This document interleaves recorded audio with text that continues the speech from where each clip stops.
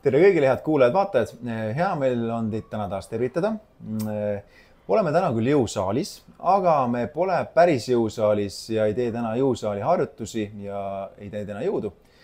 Oleme tulnud hoopis kehaanalüüsi ruumi. Täna räägime hoopis natukene rohkem tervisest. Räägime tervisest, räägime keha koostisest ja puudutame natuke tervisealaseid küsimusi. Mul on sulle küsimus hoopis alguses. Ma alustan sellega, et ma küsin, et kas sa tead üldse, mis sinu kehaga toimub. Väga palju inimesi keskendub just rohkem oma kehakaalule, aga kas see kehakaal peegeldab ka hästi siis seda sinu füüsilist kehalist tervist? Ma kahtlen selles.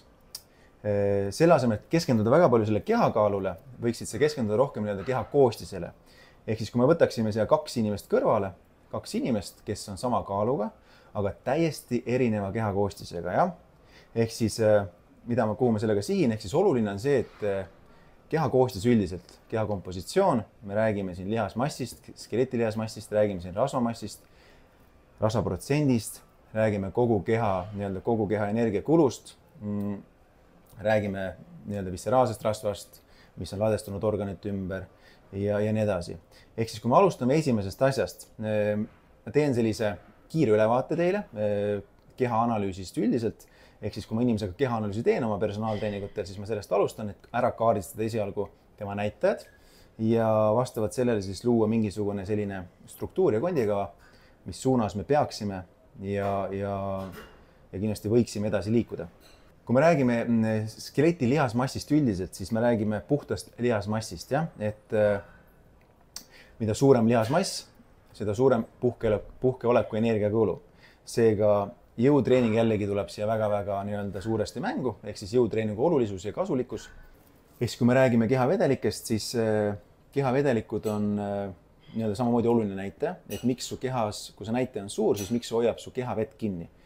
Räägime rasvamassist. Rasvamass on selline hästi palju furoori tekitav küsimus, et väga paljud inimesed mõtlevad, et rasv on väga-väga halb, eks ju. Rasv on tegelikult oluline. Rasva olulisus sõltub sellest, kuhu see rasv on meil päeva lõpuks ladestunud. Kui me räägime rasvast üldiselt, siis rasv on oluline meie närvisüsteemi jaoks, närvisüsteemi funktsioneerimiseks. Rasv on oluline meil rasvlaustute vitamiinide seedimiseks, on oluline meie organi kaitseks, ehk siis ta pehmendab erinevaid lööke. Ühesõnaga, rasval on väga palju olulisi ja vajalikke toimeaineid ja ta puudutab väga palju meie hormonaalset regulatsiooni ja erinevaid reproduktiivseid toimed samamoodi. Kui rasvast rääkida veel korraks, räägime rasvast, ehk siis kui ma enne mainisin visceraalne rasv ja subkuntaanne rasv, ehk siis nende erinevus on see, et kui me räägime subkuntaansest rasvast, mis on siis nahaalune rasv, kui me põhimõtteliselt saame oma näpuga seda rasva kahe sõrme vahele võtta, rääkides visceraalsest rasvast, siis see visceraalne rasv ladestub meil organite ümber, ehk siis see rasvkude, mis ladestub organite ümber, hakkab meie organit kokku pressima, suruma ja väga palju meie ainevahetuslik toime on häiritud, metaboolne töö on häiritud ja erinevad haigused, selle tõttu on meil südame-veresoonkonna haigused, teist tüüpi diabeet, kõrgtõved ja nii edasi, ehk siis tegelikult on see näitaja on kõige olulisem. Ehk siis kui see näitaja on kõrge, siis kindlasti võiks midagi oma kehalise aktiivsusega ette võtta. Liigume edasi, vaatame sinu proteiinide siis kogust kehas. Proteiinid näitavad siis aminohapped, proteiinid koosnevad aminohappetest, ehk siis nad on ehitusvalgud.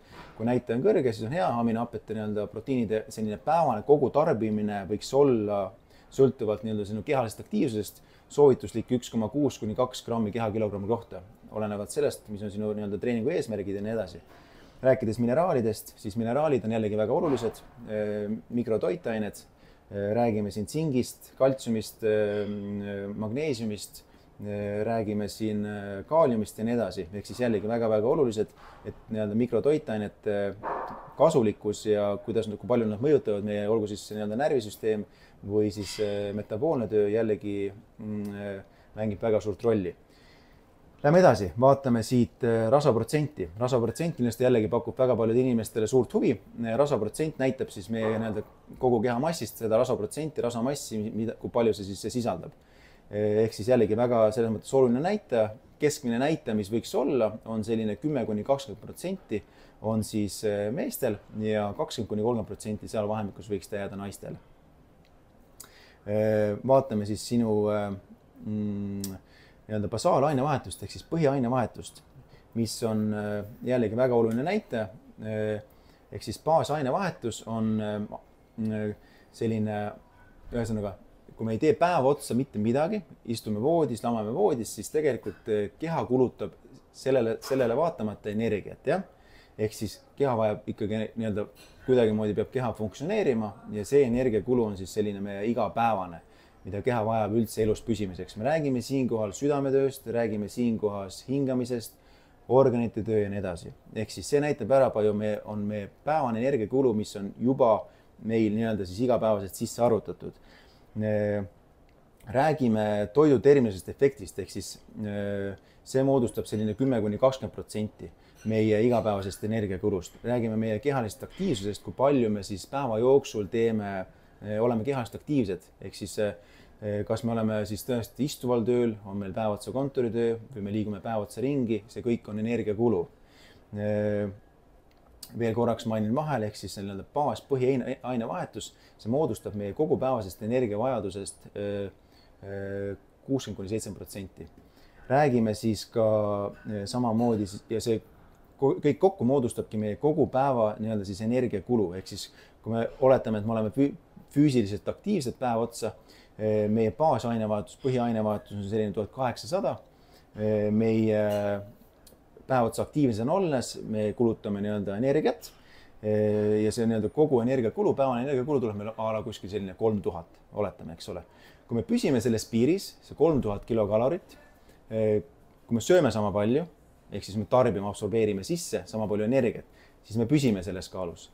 Kui me oleme nii-öelda defitsiidis, ehk siis me sööme vähem, kui on meie energiakulu, see tähendab seda, et me oleme defitsiidis, ehk siis väga hea moodus, natukene nii-öelda kaalu kaotada, aga see defitsiit võiks olla ka väga selline läbimõeldud ja igatepidi ratsionaalne. Kui me sööme nii-öelda rohkem, kui on meie see igapäevane energiakulu, siis me oleme nii-öelda hüperkaloraažis, kus jällegi väga hea võimalus siis tõesti kaalu juurde võtta, lihasmassi kasvatada. Ja tõesti, kui sul on küsimusi täpsemalt erinevate nii-öelda siis kehakompositsiooni mõõtude kohta, sa tahaksid natuke rohkem teada, veel rohkem süvitsi minna ja seda kehakompositsiooni teha enda peal, sest ma ütlen, et kaalunumbrist üksnes ei piisa. Pigem on alati hea ikkagi teada seda, mis on sinu keha koostis, mis suunas sa peaksid liikuma, kuidas vastavalt sellele oma eesmärke seada, sest mulle meeldib alati öelda, et sa ei taba sihtmärki, mida sa ei näe. Väga raske on kuidagimoodi ennast motiveerida või kuidagimoodi ennast nii-öelda ree peale sättida, kui sa lihtsalt purjetad nagu laev ilma purjedeta mere peal, jah.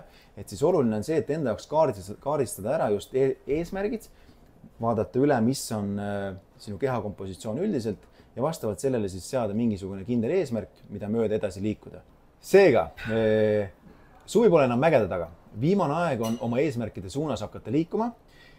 Ma rõhutan, mul on veel mõni üksik koht personaaltreeningule, kes soovib minuga individuaalselt lähenemist saada, kaardistada ära esialgu eesmärgid, vaadata üle, mis on treenitusaste, seada kindel kondikava, mis suunas me peaksime liikuma ja siis juba üheskoos hakata nende eesmärkide ja unistuse suunas liikuma. Nii et ma loodan, et see tekst oli täna informatiivne, saite natukenegi targemaks, nii et see kehakaal pole alati nii-öelda kõige suurem näitaja, oluline on keha koostis, keha kompositsioon. Kui on soovi kellelgi täpsemalt tulla kehaanalüüsi, siis kirjutage mulle, teeme kehaanalüüsi, kaardistame ära teie hetkeolukorra ja vastavalt sellele hakkame edasi liikuma, nii et mina annan teile õnge, teie hakkate juba kala püüdma. Nii et kohtume trennis!